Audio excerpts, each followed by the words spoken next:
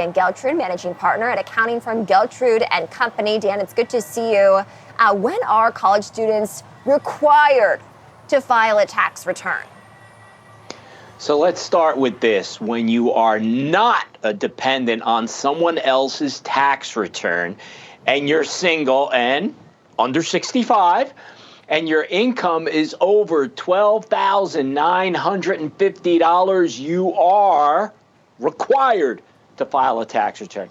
Now, let's flip it a little bit here. If you are a dependent, let's say, on your parents' tax return, and you have unearned income of $11,050 or greater, then you are required to file a tax return. And that unearned income are things like interest, dividends, those types of things. As far as your earned income, again, over $12,950, again, as a dependent, you are still required to file a tax return. So let's break down one key detail here, Dan, which is how do you know whether you're a dependent or not?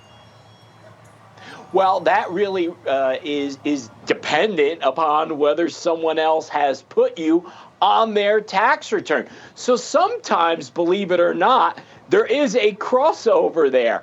And you'll have someone filing independently and then someone taking them as a dependent. So generally what the IRS does, first one to file wins. So the secondary filing will get a notice from the IRS saying, hey, something is wrong here. And of course, you never want to invite the IRS to any party you're having. Well, what are some typical tax credits that students may be able to claim? Sure, you have the American Opportunity Tax Credit, which is $2,500 per student if you qualify. And then there's the Lifetime Learning Credit, which is $2,000 per tax return.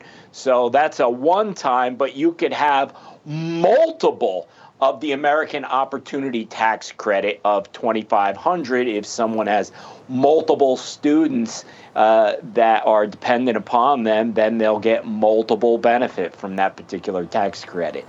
Any advice, Dan, for college students on the cusp of potentially filing their tax return, maybe for the first time? Yeah, you want to really look at whether you should be filing, because if you were working and you had taxes withheld, there is probably a pretty good chance that you'll get a refund for those dollars that you paid in. If you don't file a tax return, you're not going to get that refund.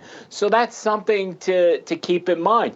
If you have a child, by the way, you may qualify for the Earned Income Tax Credit. Again, you don't file, you don't get it. And the other thing is that when you file a tax return, it starts the statute of limitations.